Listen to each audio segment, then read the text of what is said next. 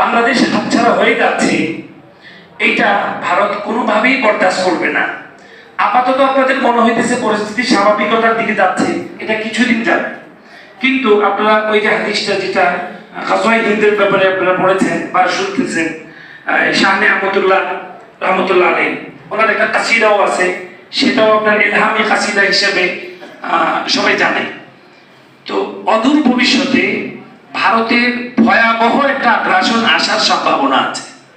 সেক্ষেত্রে বাংলাদেশের ওলামায়ে কেরামরা আপনার সচেতন না এবং প্রশিক্ষিত না, শারীরিক মানসিকভাবে প্রস্তুত না, মিছিলের জন্য প্রস্তুত, কিন্তু তাদের মোকাবেলা করার জন্য যথোপযুক্ত প্রস্তুতি আমাদের আসলে নাই। আপনারা ভারতে দেখছেন তারা কিন্তু ব্যাপক প্রস্তুতি নিচ্ছে, তাদের বাচ্চাদেরকে ট্রেন আপ করাচ্ছে, মহিলাদেরকে ট্রেনিং দেওয়াচ্ছে এবং মগজের ভিতরে ঢুকাই দিচ্ছে। কারণ এই বাংলাদেশটা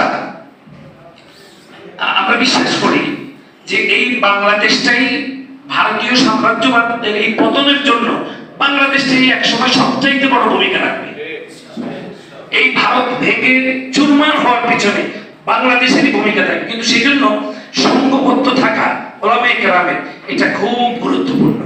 আজকের যে প্রেক্ষাপট, আমি এই প্রেক্ষাপটে এক কথা বলি যে দেখেন আমরা এই যে থানা কমিটি করেছি, এক এক থানা 140 জন বা 101 জন বা কোথাও আপনার আরো বেশি 200 জন তো হয়েছে মনে হয়।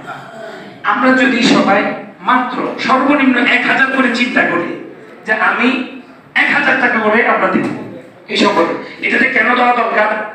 এটা আপনাদের সবার জন্যই বা আমাদের সবার জন্য একটা সৌভাগ্য যে দেশের সমস্ত শীর্ষ পরীক্ষিত ওলামায়ে কেরাম আমাদের এখানে আসতেছে।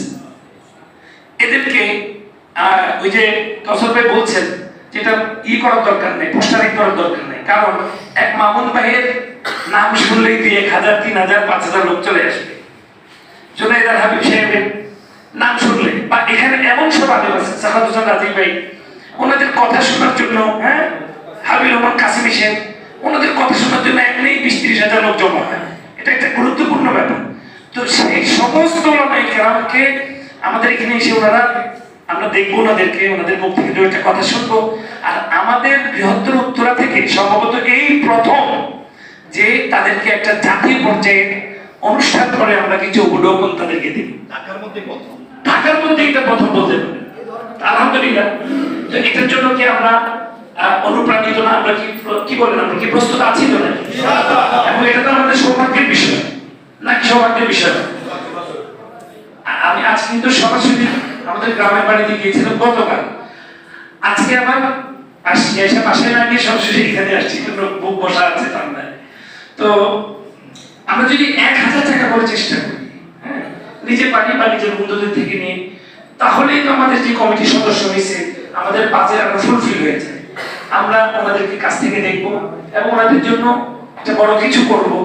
আমরা বিশ্বাস করি ওলামায়ে কেরামের ছত্র ছায়া যদি আমাদের উপরে থাকে, ওনাদের নেক দৃষ্টি যদি আমাদের উপরে থাকে, বুজুর্গ ওলামায়ে কেরাম, তাহলে আমাদের জন্য কিন্তু একটা সৌভাগ্যের ব্যাপার। ঠিক না? ইনশাআল্লাহ আমরা সবাই চেষ্টা করবো তো। আলহামদুলিল্লাহ, আল্লাহ পাক আমাদের সবাইকে তৌফিক দেন।